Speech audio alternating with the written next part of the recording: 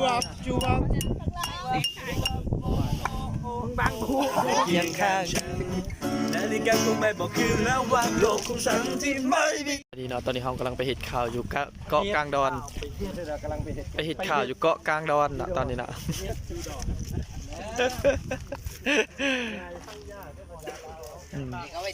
เมื่อหน่อยไทยอันนี้กับแบกิวฮะอย่างไรบริเวณไล่ทรงไล่สดบริไลฟ์สดอันนี้เขาถ่ายวิดีโอเขาบางทีว่าจะต่อไปเบิ่งย่ำเถาย่ำแก่ไปเบิ่งย่ำนี่หนาวแห้งย่ำนี่นะย่ำนี่หนาวแห้งเนาะอากาศหนาวแห้งอะไรตอนนี้นะบ้านอยู่อังกฤษเนาะตอนนี้เขามาทะเลสาบของอันบรรยากาศตอนนี้ก็คิดฮอดอยู่บ้านเฮาเนาะงมหอยวะบ้าที่บ้านหิมะตกอยู่อังกฤษเป็นงมหอยมาฟังบรรยากาศเนี่ยทั้งนี้บรรยากาศฟังบรรยากาศเนาะบริษัทกันสั่นขั้นหัวฟังบรรยากาศนะโอ้ดีได้บอกมาอย่าทำมัดบ่อเดียวเลยทิ้งงานเลยผมมันฮอดตอนเขาบอกนี่เป็นเซนเซอร์เนี่ยเดี๋ยวไผเสียอาสาขี่กันมนเรากำลังออกไปเนาะตอนนี้เรากำลังขาเรือมาครับจะไปส่งกลางดอน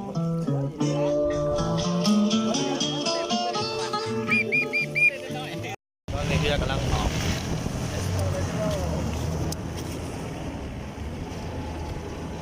ลองมาลมเลยนะ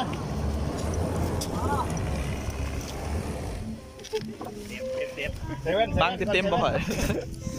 บังเต็มเบียร์ป่ะครับมาอยู่ดิแม่เฮ้ยตอนนี้มีคนลงมาอยู่เรือนะโ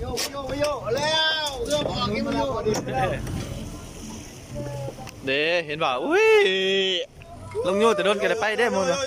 ทิ้งขึ้นได้เคยบาดดิบอจับเลยลอยคอไปเลยก็ขาดไปครับจับเลย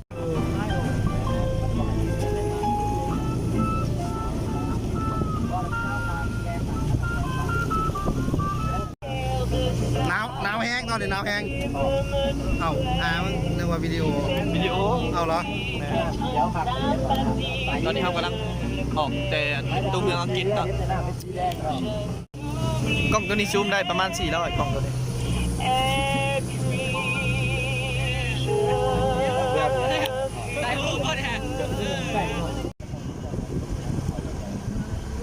บรรยากาศเป็นแต่ไปกลางเต็นท์นอนตอนนี้แล้ว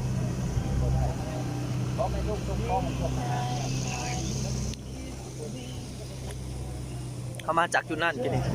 แต่ว่าเขามาถึงจุดนี้ปัจจุบันนี้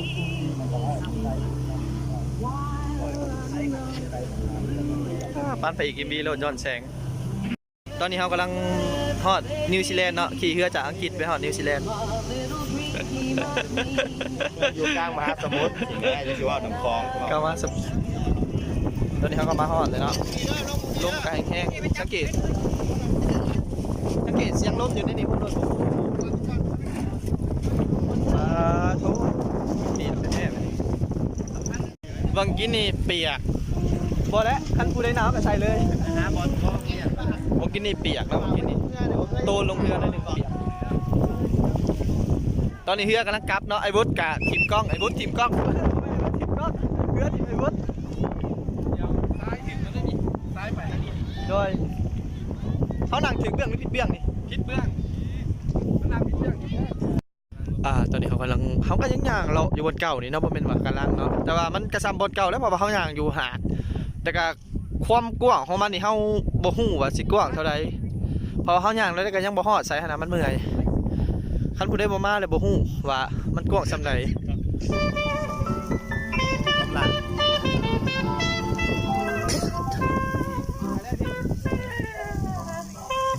จะตดได้ไหมเงางาม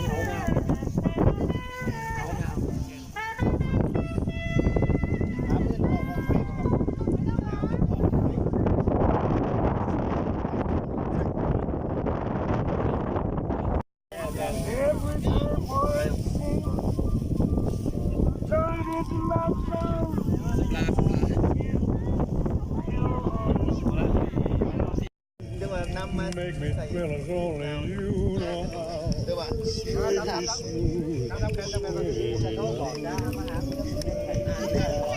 เล่น ร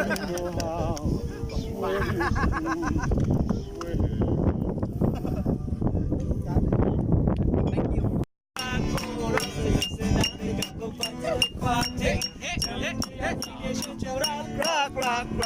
กชูวับชูวับชูวับชูวับชูวับชูวับโอ้ชูวับชูวับชูวับชูวับชูวับชูวับโอ้อย่าติด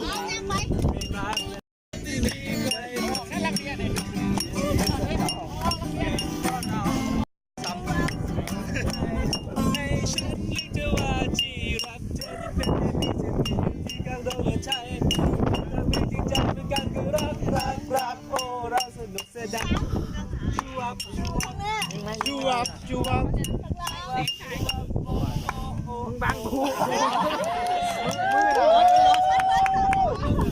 ่ใกล้ๆเธอ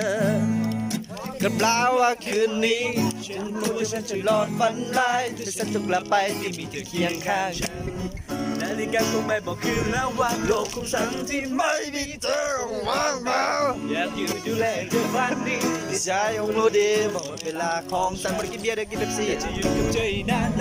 นเธอก็คงต้องรอเพราะใจที่ไว้วันใจของฉันบอก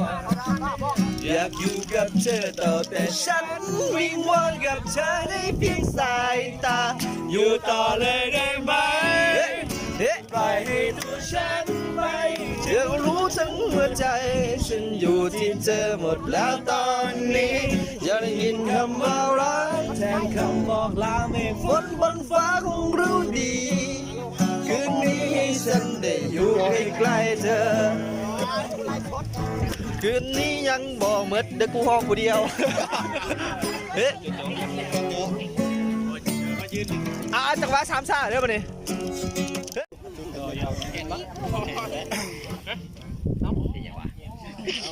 เพลงก็บอกกูลามันออกไปจริงจะลองเพลงก็ตายยินฉันยังจำได้ไหมแล้วเป็นคุณนายกี่วันสังหน้าสงสารจะยิงกันไหลแล้วตัวจะเป็นเศร้าให้เราเอาใจน้ำตาพี่ไหลใครก็รู้ดี